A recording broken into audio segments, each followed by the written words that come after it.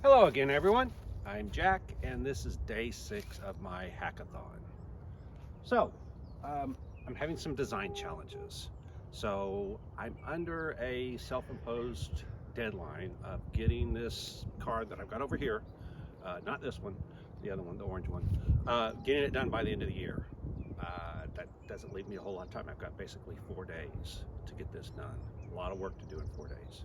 So let me explain to you the challenges I'm having, and I have to decide today what to do because I don't have time to delay it anymore. All right, first let me get my coffee. The dealer that I got my orange one from, my first C8, looking to see if that's a bug in my coffee or not.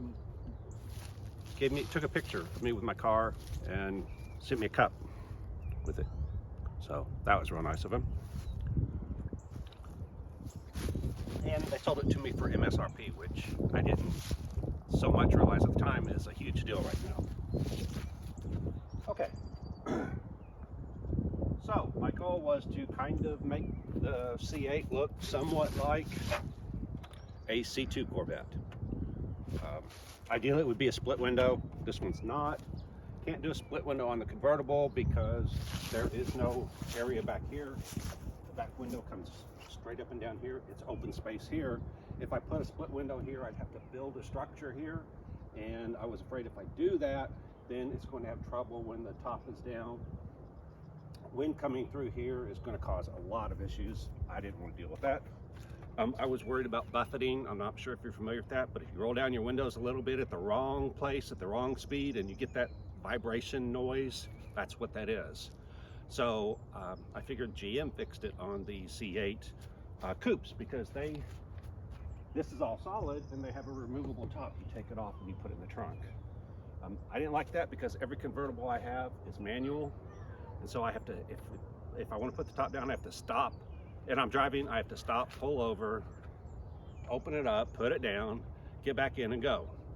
If I decide to go drive on a day like today where it looks like it might rain, and I start driving and it starts raining, I literally have to find some place to pull over and put the top up. With the hardtop convertible, I just, at a stoplight, just hit the button and it closes the top. You can even be going up to 30 miles an hour and it'll still function. So anyway, it was a no-brainer for me to get the hardtop convertible. Put that aside, right? I'm trying to make this kind of look like this, all right? But of course, the big change is this is a rear engine, mid-engine car.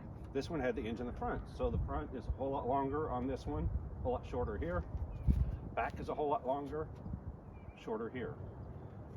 All right, so a couple of things is, one, people are saying, hey, the center of any feature over the wheel has to be at the center of the wheel.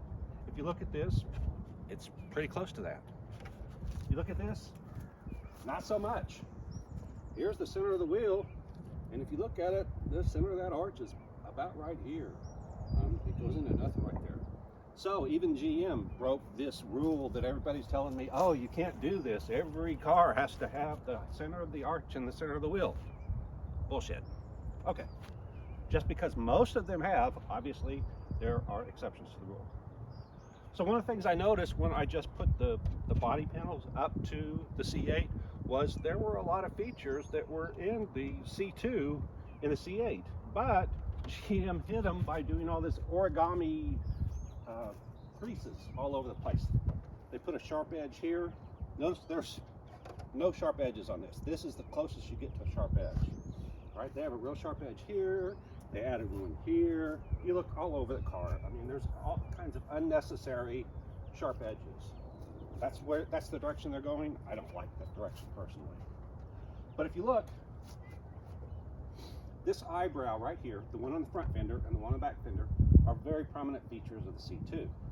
If you look, GM has them here, but they're hidden. And I didn't notice this until I put the C2 panels up to this and went, oh, there is an eyebrow there.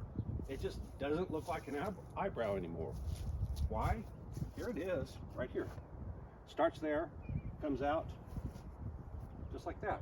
If you look here, eyebrow starts here at the back of the door, starts spreading out. Now this one's nice and curved and round. This one's very sharp edged.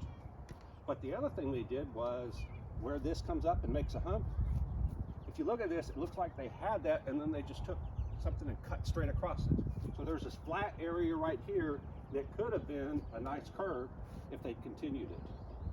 The other thing is this design feature of the vent and this crease right here interferes visually with seeing this.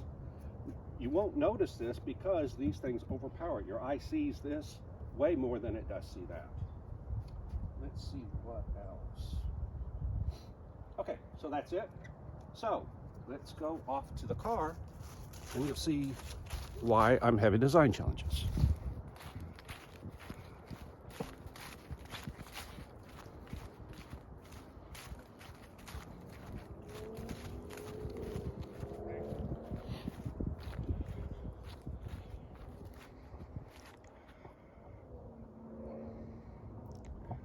There we go. That's good. All right. So if you look at this, here is the C2 panel. I put it up on the car. It looked good. I was shocked when I first did this I did this all as an experiment. So when I first did it, I went, wow, look at this. This thing almost fits on here.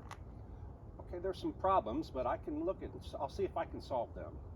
So one of the things is this is taller than the C8.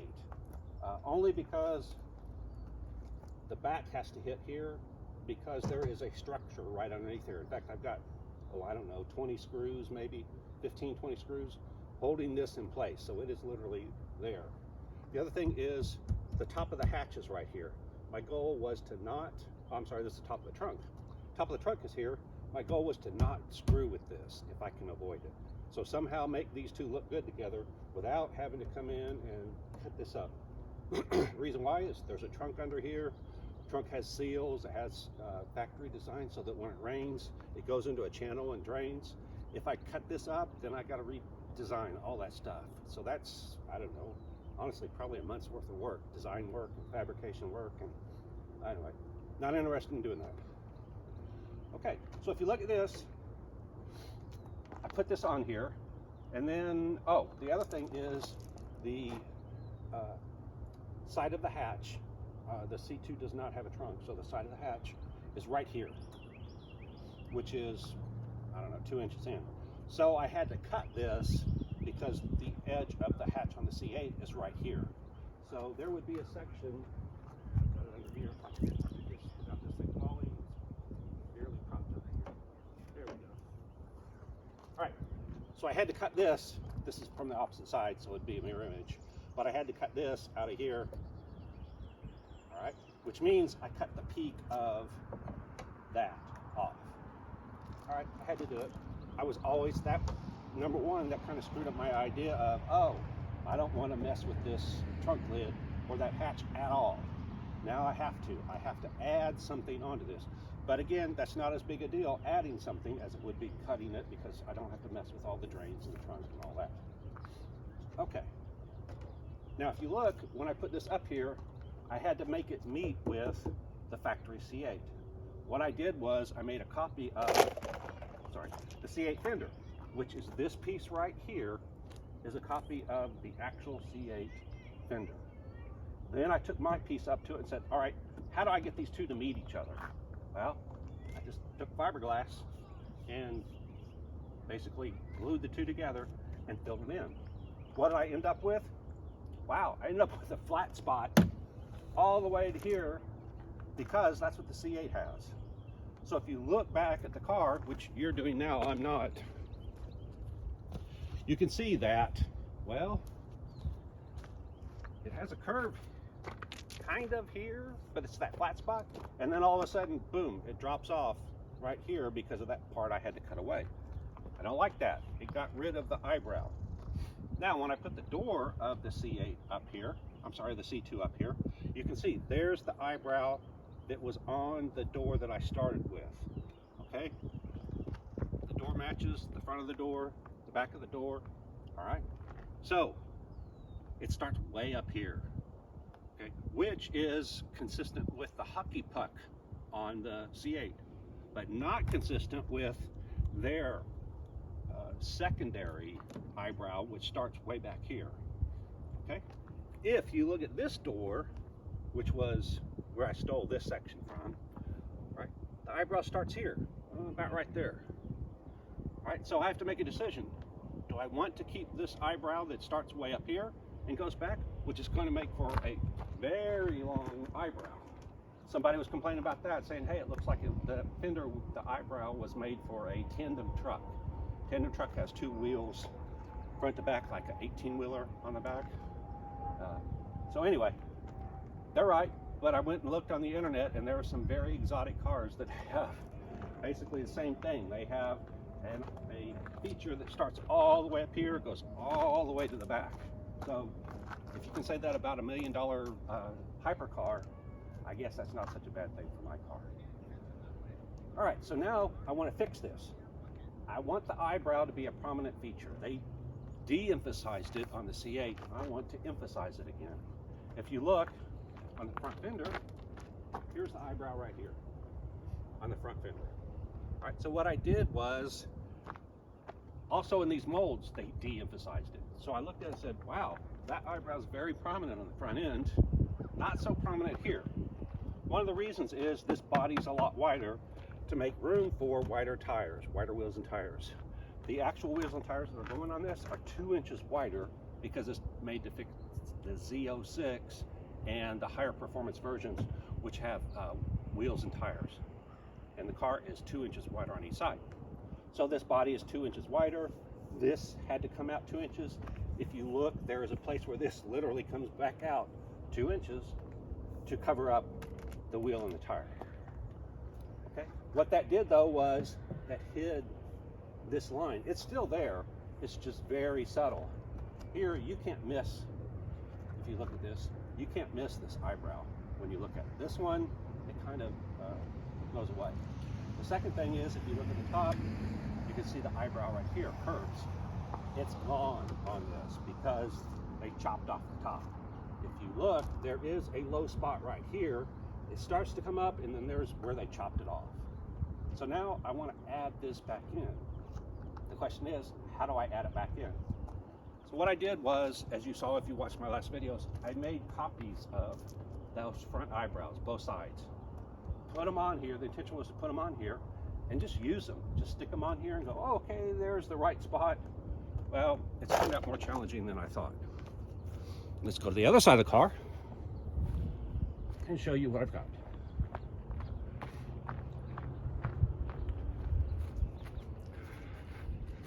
So previously I had mocked up the entire eyebrow and I couldn't quite get what I wanted. Probably because maybe I chose the wrong eyebrow to do first. So I made 2 eyebrows, then I cut them because I said, oh, I don't want that flat area where it tapers off. I want to look at what would it look like if it had a very dramatic start of the eyebrow up here and a dramatic end of the eyebrow back here. So that's what I did. Okay, so that's actually the front section, 2 front sections put back to back. All right, let me get, if I can find a piece of wood. Believe it or not, it's hard to find a little piece of wood the exact size of it. Here we go, got a whole box for this reason. People ask why I keep all these little scraps of wood. This is why. All right, so one thing's this dips a little bit in the middle. So if I can do this without everything falling, which may or may not happen, there we go. Okay, so there. Now I've got more of a peak. Let me stand back and look at it.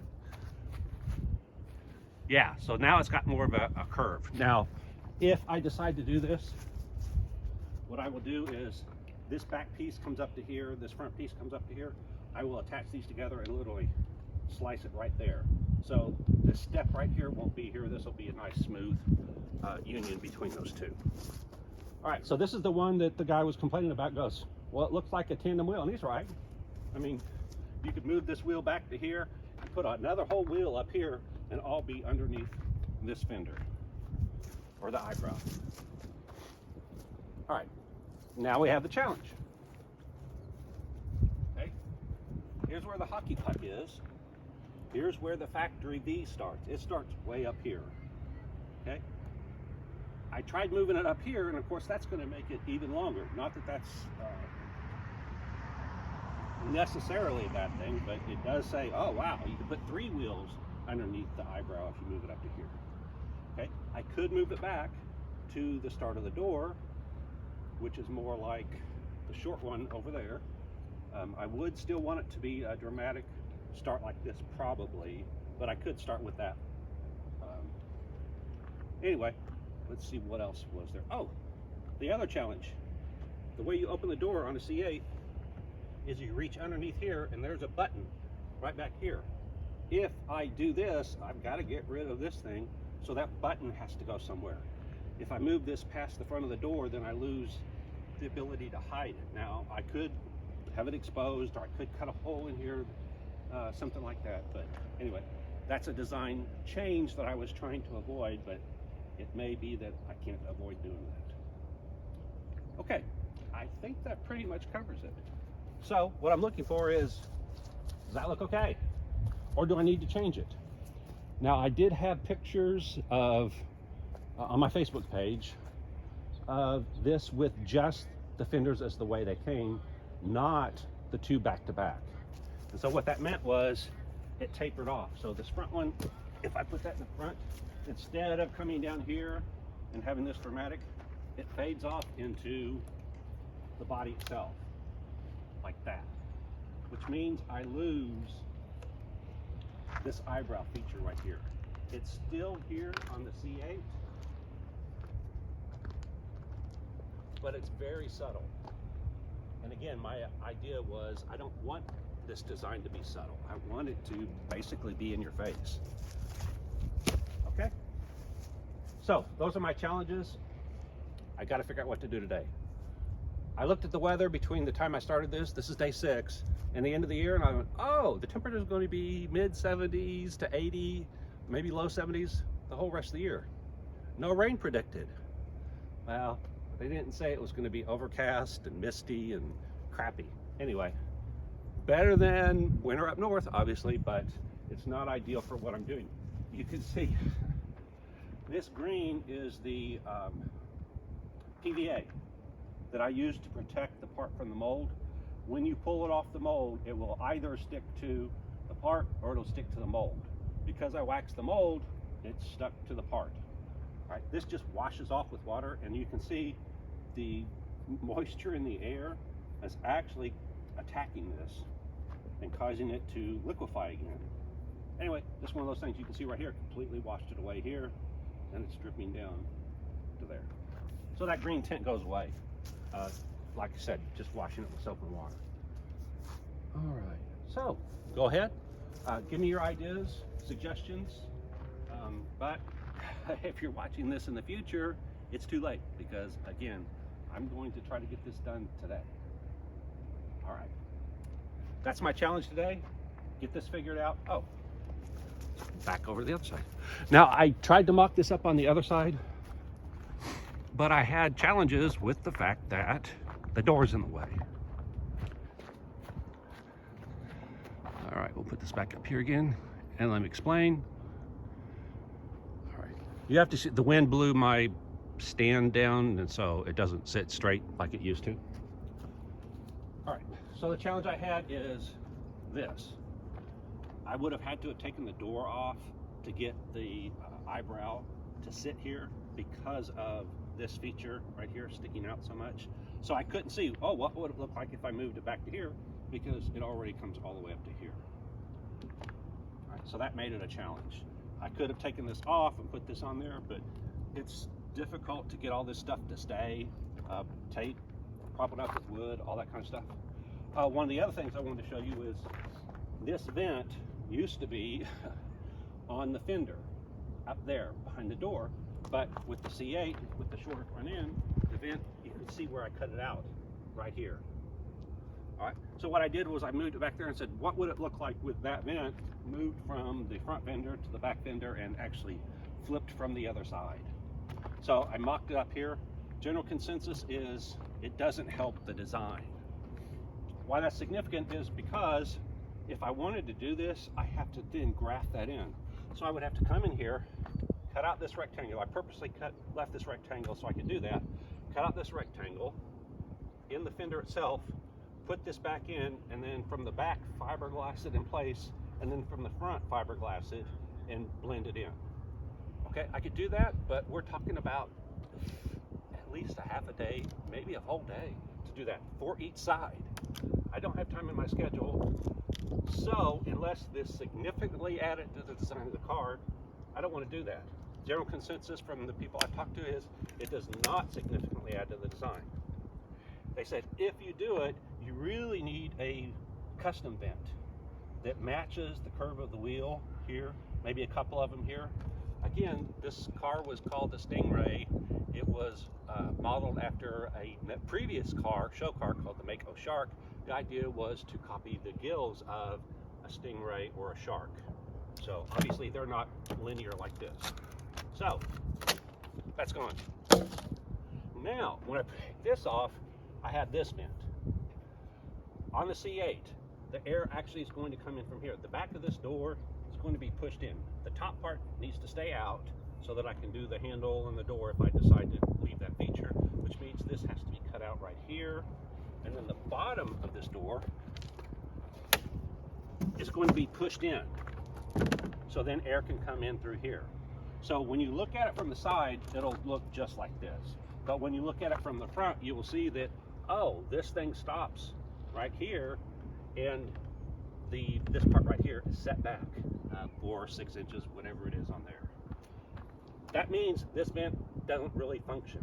It is just a aesthetic feature. Again, I could cut this off, but if I cut that off, then I've got to fill that in. Again, we're talking about several hours worth of work. So the question is, does this detract from the look of the car enough to be worth removing? My answer for today is no. I don't want to spend, again, it would take, let's say, a half a day for each side. There's a whole day lost just to get rid of a feature that, okay, it doesn't really add to it, but also doesn't really detract from it. What people don't understand is my goal is to get this thing finished. Then if I drive it around and everybody goes, you know, that car looks good except for that stupid vent right there. Why do you have that vent right there? Well, then I'll go in, cut off the vent, and put that in. But I don't need to do that right now. I can do that later. All right, so one last thing I want to show you. Well, a couple things. One, that vent that I talked about, well, there's where it came from, right there. So that vent used to be, here's the other one. So this is the one from the passenger side. And the one I just threw over was from the driver's side. So it used to go right there. Okay.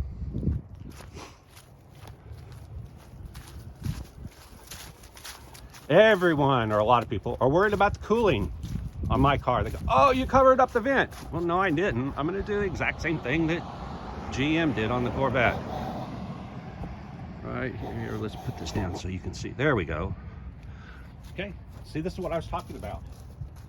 This part sticks out 6 inches, whatever, 8, I don't know, whatever that is. Okay, the back of the door is pressed in. They make this curve in there. And so the air comes in here and cools off the engine. From the side, you just see the line that goes all the way across there. If they wouldn't have put this hockey puck here, this would be, there's some that I've seen that are painted the same color as the car. And it kind of visually blends in, so you don't see this huge feature. GM decided they wanted to emphasize it, not only on this, but they even did it on the Z06, and they made it into a Y shape. The other thing is, the place where I push it down, I'm going to go all the way down to here. So I'm actually going to increase the airflow to the engine as compared to the C8, because I'm going to give it another, 6 inches or so of space to suck air in and cool the engine. So I have thought about cooling. The other thing is they're concerned about the front radiators. My body comes in and covers up a little bit of the front radiator. Right there, you can see that the grill right there, the radiator goes all the way out to the edge of the car. And if you look at my front end, let me get my stand. Sorry about the shaky camera. All right, so if you look at my front end, it comes out to here, so I'm blocking that. But if you look, this forms a V from here all the way back there. So air's going to come, hit the nose of the car, and it's going to be forced in through here. Okay, so even if I cover this up, air's still going to come in through here.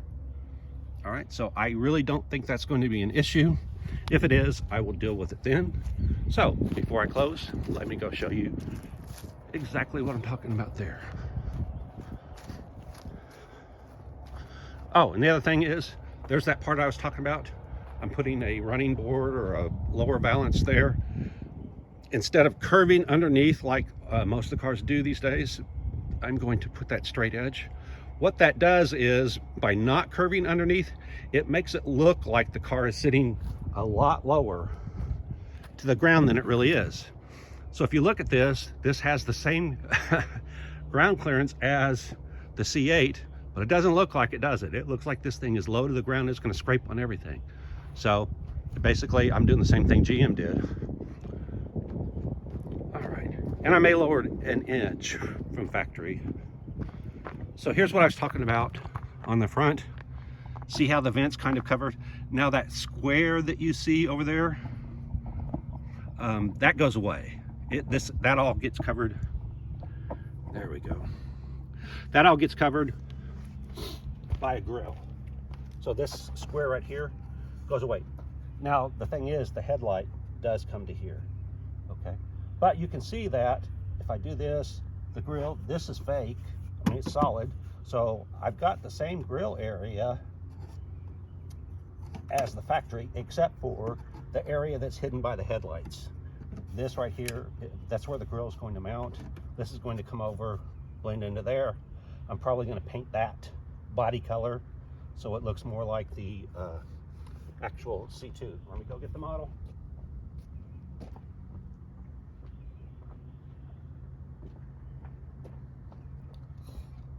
So the front grille area will look like this. I'll paint this bottom part body color so it'll look like that.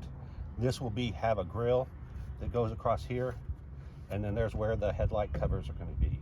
Now there's a car called the Grand Sport. It has these flip around 180 degrees. The headlights right now on this car would be pointing in towards the back of the car. When you turn on the lights, these things flip 180 degrees and the lights point forward. I looked into that. It's going to be between $2,000 and $2,500 to do the conversion. I found a set of Grand Sport type plexiglass light covers that go on here, and the lights solidly mount with a bucket that goes right here. It's aluminum bucket. You could either get it in raw aluminum or black powder coated. I chose the black powder coated. Could also paint it body color, so that's an option as well. Anyway, so this will be covered by that plexiglass initially. Obviously, if somebody really wants it, or if I decide later I want to, I can go spend the $2,500 and a day's worth of work getting them mounted and adjusted and all of that to get it to work. So I will probably do that in the future because I do like that. But for right now, I'm going to hold off. The other thing is I'm going to put this scoop and this feature on here. You can see that this part, the arrow, I'll call it, is already here. Okay, so all I have to do is add this scoop. It happens to be on one of my other cars, so I'm going to make a mold off of it and then put it on top of here. When I made this hood, for some reason, it curled horribly. So I'm going to have to probably split this in the center, put some braces in here, flatten it out. Not a big deal, but that is something that less than desirable outcome, we'll put it that way. What else can oh, so people have said, wait a minute, your front end's crooked, it's off-centered, if you look over at that corner, this will never work. There's a lot of this will never work people out there. I don't know if you kept up with the comments. All right, so yes, if you glance at it, it looks like this front end's way off. It's way off to the passenger side. But if you look at the very front, it is literally off by 1 inch. I can fudge 1 inch. Not easily, because I fought with this just to get all of this to work, but I could easily fudge 1 inch. A couple options are to put a spacer in between here. Let's say if I need 1 inch, well fine, I'll add a 1 inch spacer right here, and I would actually taper it off because it works fine here. So it would be like 1 inch here down to virtually nothing back here. That would allow the front end to move over here, and that would solve the problem over there. The other thing is, somebody goes, well, your front end's crooked. Let me back it up a little more. If you look, sure enough, yeah, it's crooked. This side's higher than that. You know why? Because I didn't calibrate my piece of wood there. I just stuck a piece of wood on there because I was doing this by myself. I need something to hold this side up while I put that piece in place and put a screw in it. Well, it was at least a 2-person job. This worked for now. There was no reason to mess with it and try to fix it. So all of this is merely, if there is something that hits, which it might, cut an inch out of here. This will drop back down and it'll be level across there. Okay? So it's not as bad as it seems. Again, even if I don't want to do this, put the spacer in here, which I really don't, because then I have to extend it all the way down here and do all of this. That's a lot of work. I'm not into doing extra work. So if I leave this alone, what I could do, cut this thing down the middle, get this side mounted, then there would be a gap in the center. All I have to do, first off, the hood doesn't matter because it's already here, so I can adjust whatever I need to do, make it wider, whatever. I would come in and make another piece of this center section right here, and then I would just cut it out, graft that on top. So it would be the, I guess, 2 inches wider on the front end than it is right now, and that would accommodate it. I was going to show you that with the fender piece. Oh, it's mounted on the car. So one of the tricks I learned from the fiberglass group is that if you're going to widen a car, go ahead and make a copy of the existing section, cut it, widen it, and then just put that in the centerpiece or whatever piece right back in. So I could do the same thing over here. If I wanted to move this out, I could remake this whole fender, all of this. That'd be a lot of work. It'd be a day, okay? Then I could take this, spread this apart, and then stick that new piece and graft it in, blend it in, so the front end would be 1 inch wider on each side, but I wouldn't have to go back and put this piece in the center and do all of that stuff. Saves a lot of time, a lot of work. All right, those are my options. So I've got to make decisions today so that I can get this moving on. It does look like maybe the sun's going to come out. It did yesterday. You can see it if I go up there. Trying to peek out from there, it is, yeah. So yesterday it came out, but it was like 2 or 3 o'clock, so I lost a lot of good weather yesterday. I really can't afford to have this happen every day, or I just have to go ahead and work in spite of it. All right, so there's my rambling. There's everything that's going on right now and what I've got going on ahead of me. So like, subscribe. Oh, one last thing. A lot going on. All right, so these are the parts that I made, and I showed you the video yesterday. Excuse my camera action. I need a camera person. All right, how I screwed up the fiberglass. So let me show you the result of that. Okay, so this is the first part that I made when I wasn't talking on the camera and getting distracted. You can see the back, it's pretty smooth. Okay, there's one small spot right there, but the rest of it looks good. You could almost use this as a finished surface. If you look at the one I did yesterday, anything but. It's got all these lumps, bumps, air pockets, all of this stuff. Those are defects. The good thing about doing it with gel coat like I do, it doesn't matter. This is the surface that shows, and this grass wouldn't be here if I wouldn't have just stuck that on there. So in both cases, the actual surface that shows looks just fine. So in fact, this piece is actually a little bit heavier and a little bit stronger than the piece I did the right way. But again, doesn't matter either way. But just wanted to show you that that's why I didn't bail on it when I screwed up, because I knew what was going to happen. I knew that the front end would look fine because I got the gel coat down fine. As long as the air pocket doesn't go all the way to the gel coat, you're fine. If the air pocket went all the way to the gel coat, you'd have this thin layer of gel coat on top of here and nothing supporting it. Gel coat doesn't have any strength. As you can see, I can take any part where there's gel coat and it just breaks off. This has no strength to it. Okay, but as soon as it gets to where fiberglass is behind it, now it has strength. So if you look at this, get the camera, there you go. All the way to where that touches, it has no strength. This is just gel coat. That's why I left, this extra material here, so that if I did decide to, let's say, put this on there, I would grind the gel coat down to fiberglass, and that's only for strength reasons. I could do it. I wouldn't have to grind it all the way through, but I would. Okay. Then I just put this on there where I want it, and then I would just fiberglass that, and it would naturally blend in there.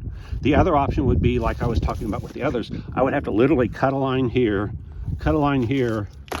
butt them up with each other, and then I would have to cut a V, and so that I have something to fill, and I could put fiberglass in there, and then from the backside I would have to reinforce it. So by leaving this extra material, it's going to make it really easy. Anything that I try to add, which is what I was going to do, is take the, just like what I'm doing here, take the eyebrow, put it on top of here. Wherever I decide to mount the eyebrow, I've left extra material here, so I'll just put it on there, and I'll just grind underneath it, sand underneath it to get a rough surface and get down the fiberglass. Put fiberglass on the back side here and on the front side here, and it will literally, and then I'll put a thin sheet of fiberglass on top. So that's the easiest way. So when you're doing something like this, if you leave that extra material all around the perimeter, then that's going to make joining things together easier. Now here you can see that I actually got fiberglass on this, so this isn't going to be nearly as easy. It will bond because now I have this flexible section and I can rough up the back side, but it won't be nearly as easy as this area right here, where there's literally fiberglass here. So I can lay this down. If this was flush, I could literally just lay this down, put fiberglass on top of it, and join those two together. Okay, sorry, that was a lot, but there's a lot going on. The other thing is, and if I had help, I would be doing it. I have a different set of wheels and tires that I think will work on this car. They're from a previous car, and they are wider. And so they would fill in this wheel gap right here. If I had somebody else to do the work, I would point them and say, hey, see that wheel and tire on that car? Take it off of that car, put it on this one, take this wheel and tire, put it on that one. So both cars are rolling and driving. But I don't have anyone to do that. So I have to decide, do I want to take, let's say, an hour, 2 hours to swap wheels and tires? The other thing is, I'm not positive it'll work. So that's the other challenge. It might, I don't know. Again, it's an experiment, like everything I've been doing is an experiment. Another thing I have to do, this is inset. This whole thing has to come out. So again, I'm going to have to cut through here. I made this piece right here separate. Okay, so I'll have to do like I talked about, and that won't stay. I know it's taped in place. There we go. Okay, so I'll have to take that piece and cut it to where it matches here. Cut this lip out here and bond these two together. So that'll make this. Another thing I have to do is the rounded wheel opening. People really like the C2 wheel opening being flat on the top. I don't know what I do. Oh, there it is. All right. So if you look at the model of a C2, see the wheel opening is flat on the top here. It's not a semicircle like that. So I will probably add that feature here. It's kind of here. You can see it's a little bit flat on the top. I would flatten it a little more by filling in right here and bring this to a straight edge. Probably come a little more forward right here and make this come out and down right there, out and down right there. But what I'm going to do first is just finish this, bond that piece in, and so it would end up looking like this. Then what I'm going to do is use black paint or tape or whatever, and I'm going to fake the wheel opening by putting a piece of tape, black tape there and there, and play with different shapes and then see, oh, that's, and I will, with that, get the shape that I want. Then I will come back in and cut it on the border of the tape and strengthen it, fiberglass it, all that stuff. I don't know if you have been watching all my videos, but I screwed up here. Right now, the wheel opening looks good. The problem is that I'm going to put a bigger wheel and tire on there. When I do that, the edge of this is going to move out more. It's tight right now. It might work, I don't know. What happens is the wheel moves a lot when you turn right and left. People don't realize it, but when you, this is not the first car I've done, and this bit me on the first car I did. It was great. I like these with virtually no space in between the tire and the fender, but when you turn it, the pivot point of the wheel is inside there, let's say, I don't know, 6-8 inches. So when you turn it, it not only turns, this actually comes out when it turns. And so what would happen is that back corner of the tire would rub this opening if you did it far right and far left. Obviously far left on the other side.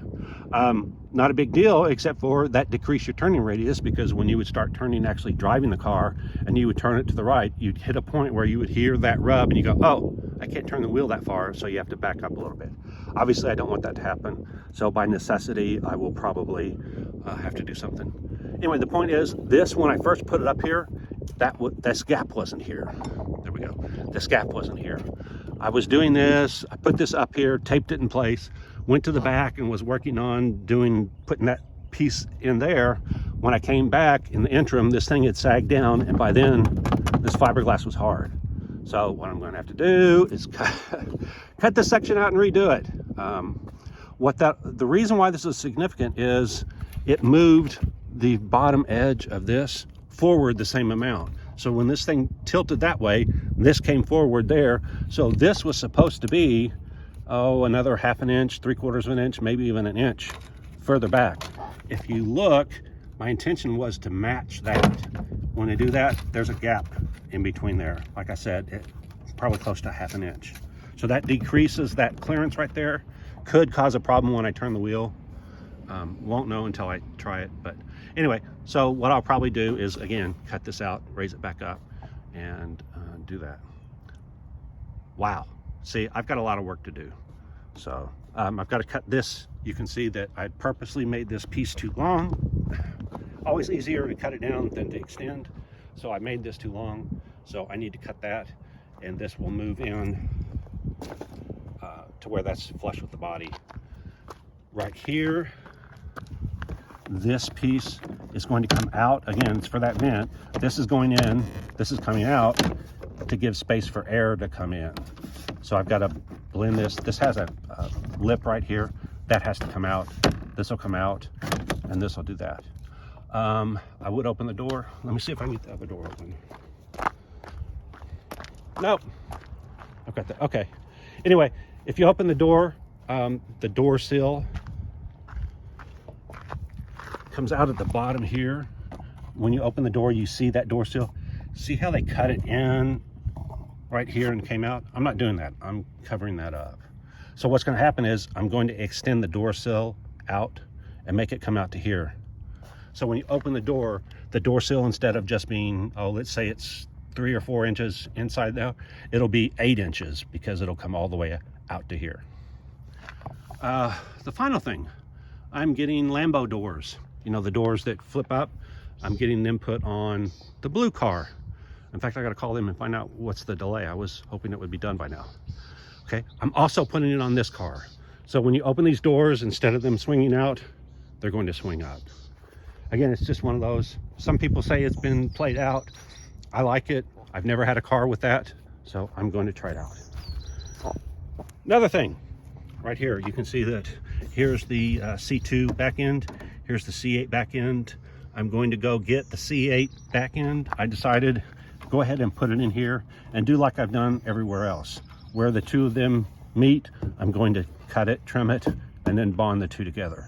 So this will actually have the C8 back end piece right here. One of the challenges of that I thought of is on the Z06, I bet you this is 2 inches wider. so that this comes out to cover the tire. You can see right now, even on the factory car, it doesn't cover the tire. Not sure what I'll do about that. I'll just have to solve that problem when I get there. All right, there we go. Now you see what I've got left to do. A lot left to do, not a lot of time. The positive side is, honestly, other than the missing eyebrow, I think the car is pretty much done. I mean, some little features and stuff, but it's not bad looking. I just didn't like that curve, or lack of curve, I should say, on the rear quarter panel. So I'll fix that, and then we'll be good to go. All right, like, subscribe, hit the alert, and I will see you next time. Bye.